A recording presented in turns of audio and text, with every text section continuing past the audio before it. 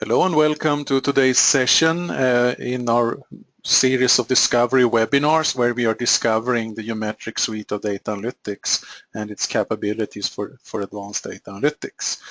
Today's session is number 6 out of 11 and it has the subtitle Good versus Bad, What's the Difference? As you may recall, we have in some of the earlier webinars been going through or walking through the model software for design of experiments and how it can help you in getting informative experiments for defining optimum of your process or your system and even defining a so-called design space. We also walked through easy analytics, helping you making everyday data decisions efficient. And right now we are running a series of webinars on the capabilities of the Simca software. And towards the end of this seminar series, we're also approaching Simca Online Control Advisor, the SenseLink QM, and the Active Dashboard software solutions. Here we have a little outline of today's presentation. First of all, we're going to have a little introduction into classification and discrimination. And as you will see, the Simca software supports two approaches that are called Simca and the discriminant analysis extensions, the DA extensions of PLS/OPLS. The main part is then devoted to describing the OPLS discriminant analysis solution, which is really at the heart of this presentation. We will define when it is, what it is and when it is applicable or suitable. We have two examples embedded in this presentation. One is from process industry, which we can say is a two-class problem, and we have another example coming out of the omics field, which we can say is a three-class problem. Towards the end, there is a software demonstration that will demonstrate the two-class problem. Towards the end, there will also be some concluding statements and, of course, as usual, a Q&A session. So, as I told you on the foregoing slide, the Simca software carries or comes with two types of classification methods. We have the Simca method and we have the discriminant analysis extensions of the PLS and OPLS regression engines. The Simca approach is based on principal component analysis. It is useful for many groups and it helps us to very strictly define class borders or envelopes around the samples belonging to the different classes. However, it does not show why classes are different. It does not really focus on the variables and their information for being discriminatory. OPLS-DA and OPLS-DA is based on the PLS and OPLS regression engines. They give the most crisp results if you are applying them to the two-class problem, but we will also discuss how to handle multi-class situations. One condition is that the two groups or the three or more groups that you are addressing in terms of your model must be rather tight, must be rather similar, and also be separate in multivariate space. Regardless of whether we are running Simca or PLS/OPLS-DA for classification and discrimination, the acid test is of course to make predictions and classifications on fresh set of samples not used to build the classifier. The Simca classification means that the point of departure is a training set of data where each row in the data table, each sample or each observation, as we say, has a clear-cut class belonging. So for each class in the training set, you are building a full-blown principal component analysis model where you have averages, scores, loadings, and residuals. And then you are applying those models on a prediction set where the samples have an unknown class membership. The residual portion here plays an important role because it will help us to derive a statistic that is known as distance to the model in the X data. And D mod X is then used in the classification or prediction step of the fresh samples. So what we are doing with the Simca approach is that we're calculating two or more principal component analysis model, one for each class, and through the D mod X parameter and the critical distance belonging or occurring together with the dmod X then helps us to define the size of the envelope that we position around the points or point cloud of each class. And then what we are doing in the classification step is that for each sample that is found in the prediction set, we are computing a distance down to each model, and the new sample is then based or classified in as belonging to a certain class if it is found inside the envelope surrounding a certain class. This is an approach that is useful for many classes, and classes may also even overlap. So some classes may have a rather diffuse structure and, so to say, engulf or cover or swallow classes that have a more tight and defined structure. There are many applications for the SIMCA approach, of course. One is in omics or in diagnosis to find out what is the difference between a group of people with a certain disease as opposed to, let's say, a group of healthy volunteer control group. You can also use this in production, any type of production, to distinguish or figure out why, if you can separate bad product from good product. You can also use it before even the production is starting to classify properties of incoming raw materials. As I told you, the main hallmark or the main characteristic for the SIMCA approach is that you will define very explicit class borders, and you can then use that information to infer class belonging of additional samples in the prediction set. And this is useful for many samples which may even overlap. The problem or the drawback, the limitation of the SIMCA approach is that it doesn't really focus on the variables, what information is actually driving the classes apart. We don't know what is the difference between the classes. Now that question is in focus with the discriminant analysis extensions of PLS and OPLS. What is the difference between two groups of samples? And if you're setting up a problem containing just two classes, just two groups, the output of the discriminant analysis model is a score plot where you will have anything that has to do with the separation between the two classes separated going from left to right in the plot in the horizontal direction. So the first so-called component of the OPLS-DA model will focus on what we call between group variation. What is the difference between apples and pears? What is the difference between healthy control people and people with a certain disease or a syndrome? What is the difference between a good product and a bad product? And then the second component of the model, which will then be plotted in the vertical dimension, will represent within group variation. The reason why we are recommending a two-group problem formulation is that this will give us the model that is most easy to interpret. You only get one plot of this type. So how is then this accomplished? Well, what is done with the OPLS discriminant analysis model is that you are supplying class membership, class information to influence the modeling step. So in that sense, we can say that OPLS-DA is a supervised classification technique as opposed to the SIMCA, which is more of an unsupervised classification technology. So OPLS-DA is guided by known class information. As I said, it's easiest to interpret if we have two classes, but of course this approach can be generalized to cover also the many class problem situation. The advantage over the SIMCA approach is that we get out this sort of variable information that we're after.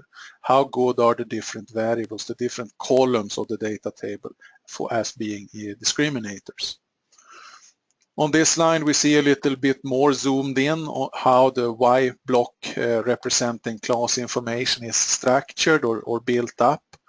For each class in the training set, here we just have two classes, we will construct one artificial Y variable that will have the structure 1 or the number 1 if the sample is part of that group, and 0 if it's part of the other, not part of the group in target, and so on and so forth. If you have a 3-group problem, the Y block will have a third artificial Y variable, but still the 1-0 representation is preserved. So we are using a binary variable to represent class membership, and the predictions will then also have the value between 0 and 1 depending on whether a certain sample is predicted to belong to the class or not. OPLS-DA is then suitable for a number of different questions to find out which variable really differentiate the groups. If there is information redundancy, you can say, if there are many variables carrying similar information. We can also quantify how much of the separation that can be modeled. One condition that is sometimes overlooked is that the number of members in the two classes preferably should be close to a 50-50 split. Now, having said that, in many cases in reality you are far away from the 50-50 split, and that will have some consequences for the modeling statistics and also thresholding that you may sometimes use together with the OPLS-DA output, but I will come back to that. This brings us over to the first example, which is a process example. It is a two-class problem. The data set comes from some process industry. It is completely disguised. We have no process information.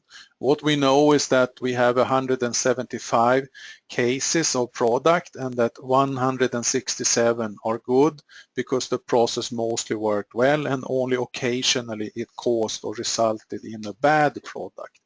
So 8 cases out of 175 are bad and the rest is good. And in order to account for good and bad, the process industry in question or the company in question measured 10 process measurements, here just coded X1, X2 up to X10, and we see them here also. This is a little excerpt. So you can see that we have now and then bad cases and overwhelmingly there are good cases. In order to test the relevance of the model, some data are withdrawn from the modeling step and preserved as being a test data set or a prediction data set. There are 24 samples in the featuring in the prediction set.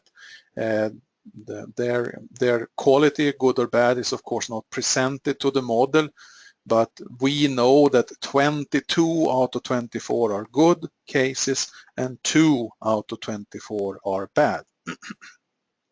What we can then do with the OPLS discriminant analysis model is to try to find out if there is any information in the 10 process variables related to good versus bad. And here we see the first resulting plot, which is a so-called score plot. And there is clearly a separation between, on the one hand, the green, which is good, and on the other hand, the blue color, which is bad.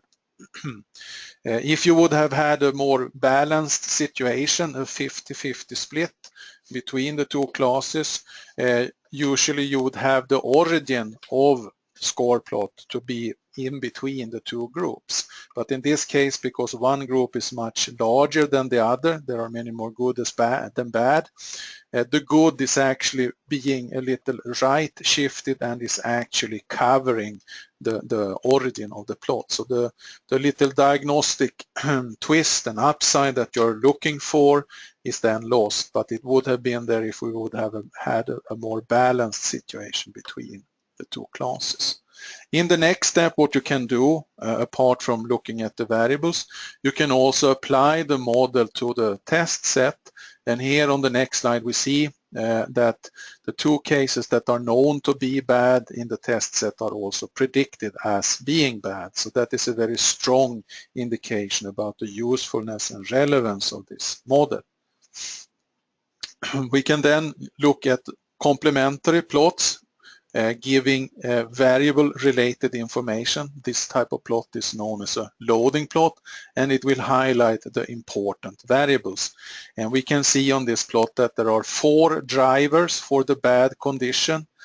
The bad condition is connected to a high numerical value for X3, a low numerical value for variable x5, a high numerical value for variable x7, and a low value for x10. That combination encodes or corresponds to bad product.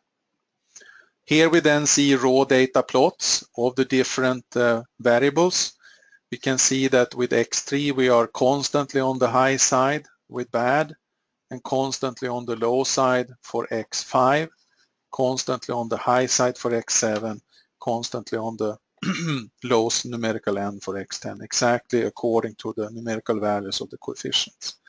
The interesting thing here is that, or the pedagogic point we wish to make in connection with these plots is that if you would be a process operator and you would be looking at one of these plots in isolation, you would not, as a process operator, understand or perceive that something is strange here.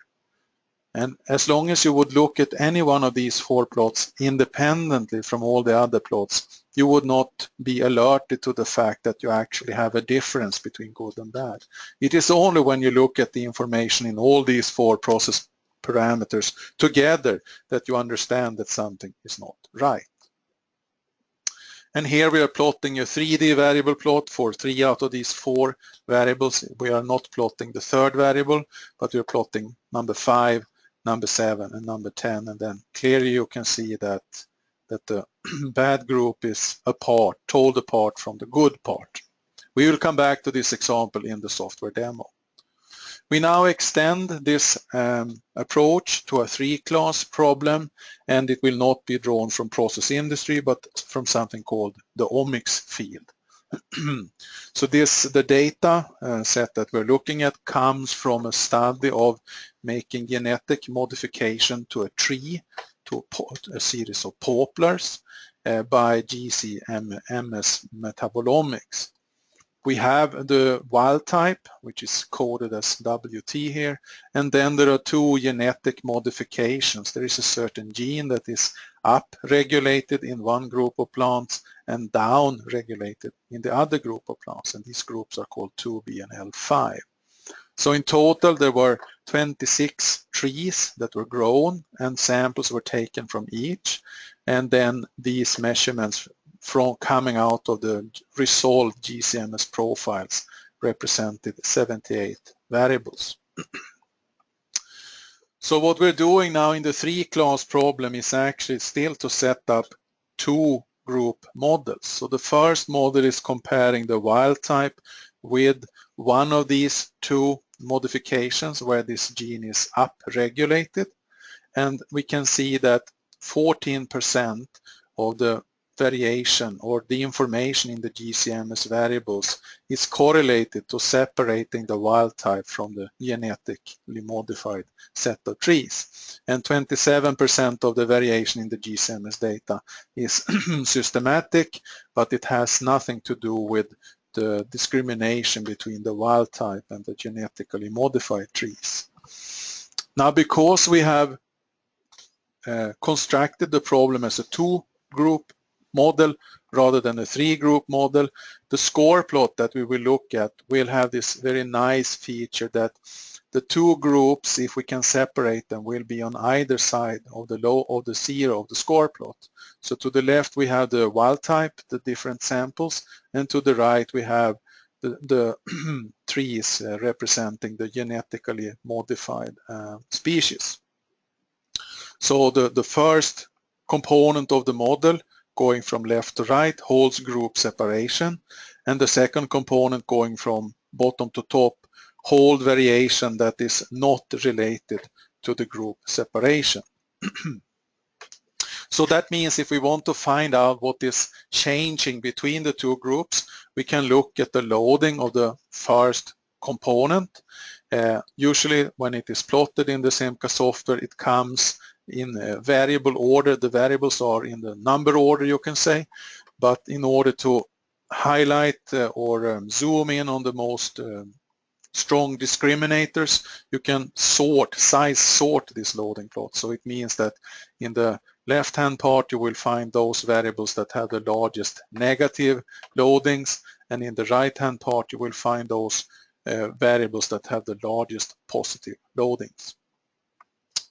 Following this sorting, we can also use zooming in technology in the Semca software to close in and zoom in on the differences.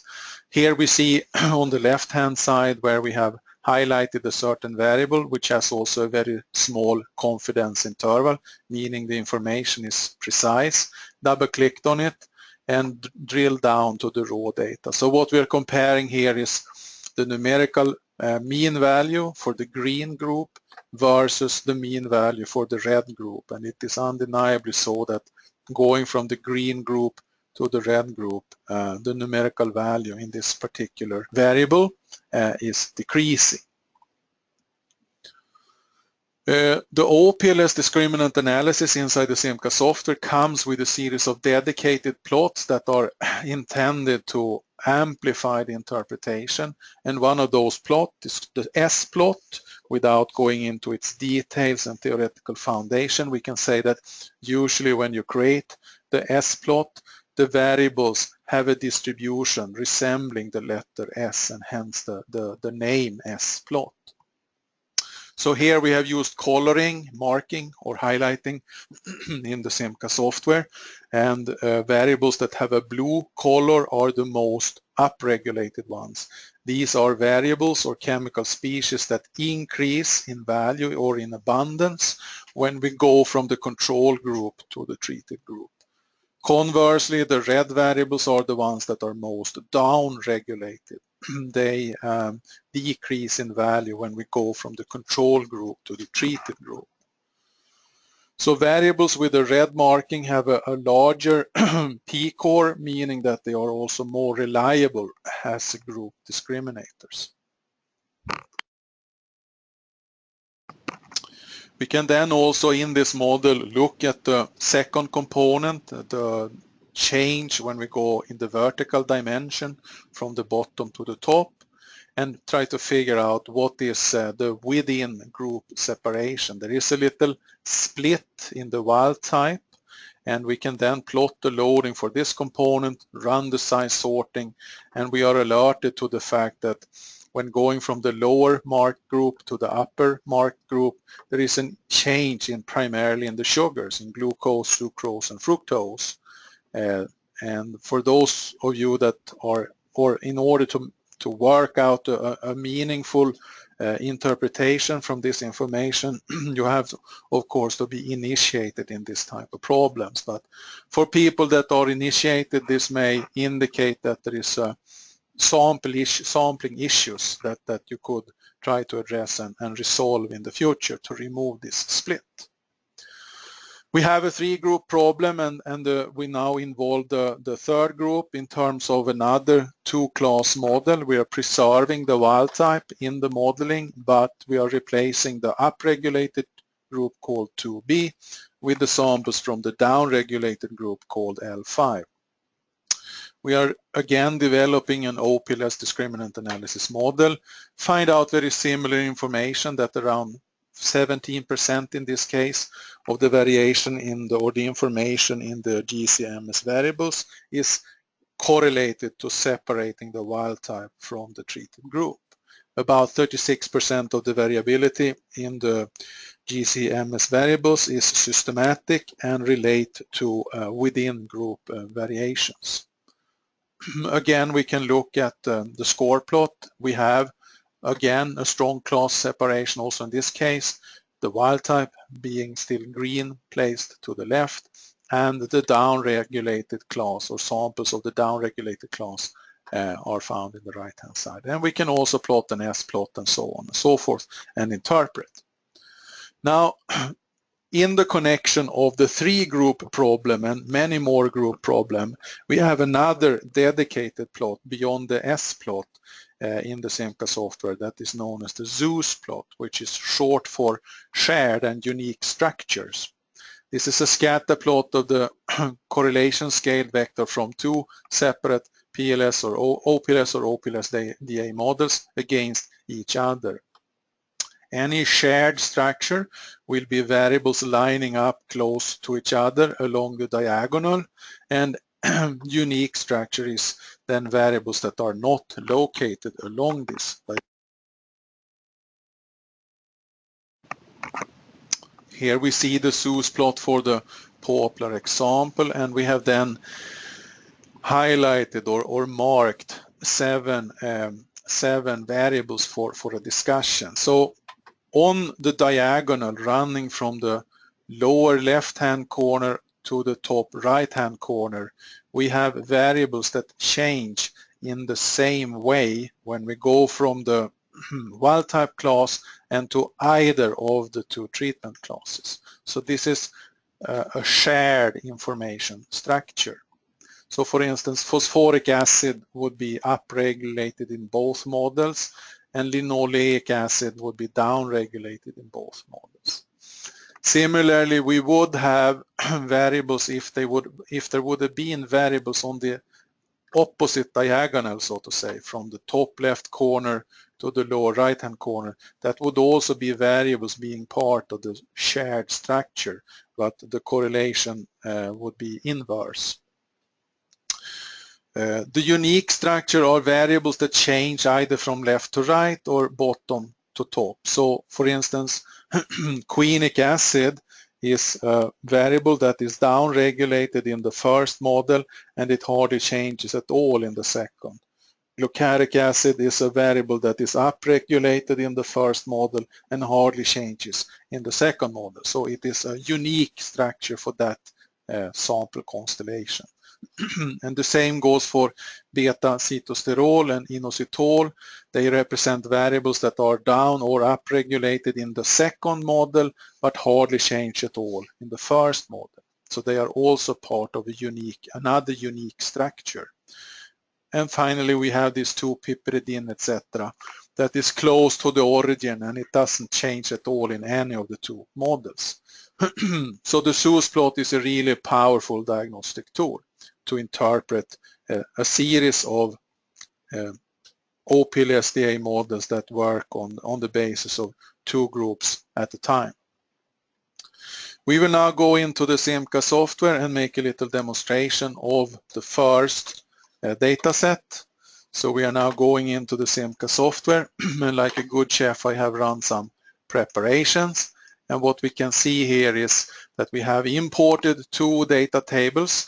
The way we name things when I set this up is that the sheet 1 is representing the training set. So here we have the data for 175 cases. And the test set, the source for that is called sheet 11. That is perhaps not the most intelligent naming, but that is how it is in this demo at least.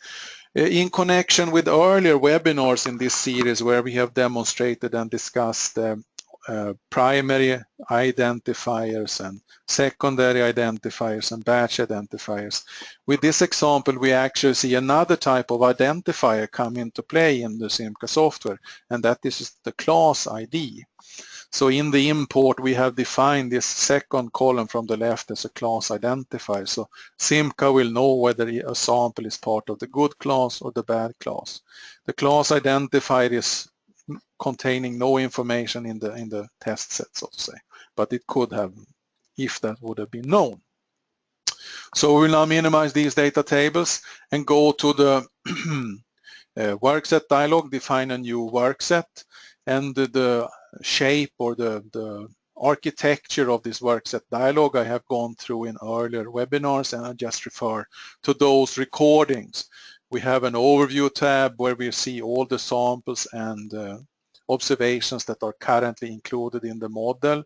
We can zoom in on the variables and zoom in on the observations, and you see that the class identifier is recognizing or indicating whether a sample is good or bad.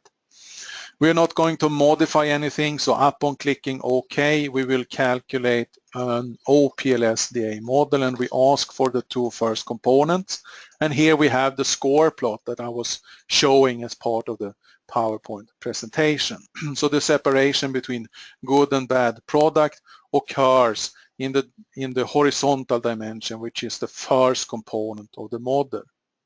That means that if we want to interpret the model and find out which variables are good discriminators, which variables are causing the difference, we can look at the loading of the first component, and we can either plot a line plot, or in this case, because we have rather few variables, we can plot a column plot. Here we have the loading plot of the first loading, or the first component, I should say, of the model, and it has a loading value for each x variable, and it also has a loading value for the artificial y variables.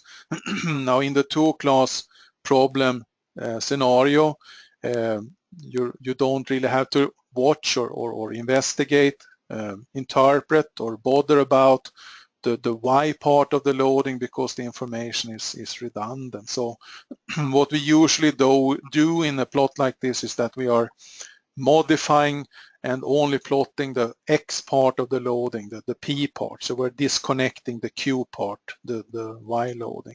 And that also has the effect of increasing the resolution a bit in the vertical distance or vertical dimension. So we can see here that there are 4 variables that encode or correspond to a bad condition, and that is the 3rd variable, the 5th variable, the 7th variable, and the 10th variable. We can also then exemplify the drill down capability of the Semca software solution to very quickly guide the user down towards where we have these differences.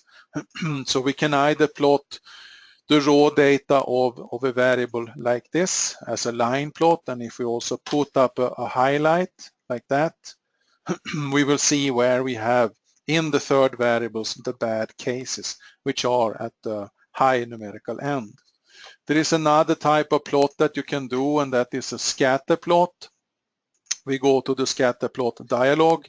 I will plot the num here versus the x bar and the 3rd variable. This is the kind of plot we were looking at in the presentation, and as you can see, as long as you have, or as soon as you have a marking turned on, the Semca software will apply that marking to any new plot that you are opening up and where that marking is relevant or applicable. So we see instantaneously where the bad group is. And what I will do now is that I will use another little feature in the Semca software. I can very quickly go through the 10 variables, browse through them using up and down arrow keys on the keyboard. So I'm not doing anything else but clicking on the up arrow here, and then we see X5, we see X7, and we see X10 as being discriminators encoding this bad condition.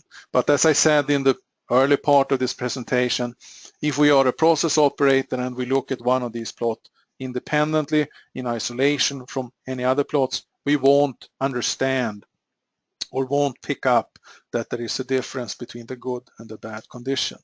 It is only when we look at the information in several variables at the same time that we start to understand that there is actually a difference between good and bad. One way to do that is to go beyond the 2D scatter plot and actually do a 3D scatter plot. We will first of all have to change to the item x var, and we will plot the 5th variable, for instance, and the 7th variable, and the last, the 10th. X var means we're plotting the original variables. And here we now get the 3-dimensional scatter plot. We can put it like this, which is also similar to what we have seen, and this plot can then be rotated. I'm clicking and rotating, and it's definitely so that the bad condition is told apart from the good one. We can even make this rotate slowly like that, if that is desirable. So these are a couple of the graphical possibilities to visualize a model. The final verdict, to visualize and interpret the model, I should say. The final verdict about the usefulness or relevance of a certain model always comes from making predictions for additional samples, for fresh samples, not presented to the model. In order to accomplish that, we go over to the Predict tab. We have to specify what we want to predict, and I recently ran a rehearsal round on this data set, so I have already populated the prediction set. What you're doing is that you have to define the source, which in this case has this very funny name or descriptive name of sheet 11, and then you highlight the samples that you would like to pull out from that source. You click on the right-hand directed arrow to kick them over to the included window, and in this case we are going to include all 24 prediction set samples in our prediction attempt. When we have done that, there are a number of plots under the Predict tab that are very similar to plots that are found under the Home tab. We have scores and D-mod X and Hotelling T-square, perhaps in a slightly different order, but the plots are there. Score PS is a score plot for the prediction set. Hotelling T-square, PS, D-mod X, PS. PS is prediction set. We then make this score plot, for instance, and we can definitely see that there are two samples that I know they are bad and they are predicted as bad, and that is, so to say, the ultimate test of the usefulness of a certain model. So we know we can predict for additional samples, and we have an interpretation of why things are going wrong. In the future, the process engineers and process operators should avoid the combination of a high setting for the third variable, a low setting for the fifth variable, a high setting for 7 and a low setting for 10. That is, so to say, the main conclusion here. So going back to the PowerPoint part, we can say that what we see through these examples is that the OPLS discriminant analysis tool that is available in the Simca software solution is an excellent tool to find what is the difference between two groups, for instance, good and bad. And the results from these models are very easy to interpret. We have a few plots to go through. We have a score plot to visualize the difference. We can also make predictions of new samples to corroborate the relevance of the model. We look at the loading plot to highlight the variables that encode the difference. And we can then follow up with 2D and 3D variable plots of these important variables. And if we are going to employ or deploy models of this type in a routine setting, we can also do scripting to facilitate the repetitive work. Simca, and particularly its omics skin, is focused on using OPLS discriminant analysis in the setting of omics, and there are a number of tools within the omics skin that are then geared up for simplifying the data analytical life for the omics interested person. You will have a good help to find out the so-called biomarkers that in one way or the other encode a group difference. The crucial step is then to, of course, take that in model indications over to a biologically meaningful explanation of the biomarkers that you hopefully have identified. The omics example also illustrates how to analyze a multi-class problem where one of the classes has a certain reference status or special status of being a standard or a control group. And there are also situations in process industry where you can envision multi-class problems to be relevant. For instance, if you're operating a process where you have supposedly similar equipment that are run in parallel, and you would like to verify that there is no instrument-specific differences or unit stage differences that can very well be addressed using the OPLS discriminant analysis technology. So this is what I wanted to say about the what's the difference problem. In the next presentation, which is part 7 of this series, we are taking the step over to rather than using binary 1-0 variables in connection with PLS and OPLS, we're taking the step over to building models where the Y variables are continuous in nature, and we will start to look into multivariate calibration applications and process modeling applications. So with that said, I would like to thank you all for your time and attention, and I will very shortly be back to try to respond to any questions you might have. Thank you very much.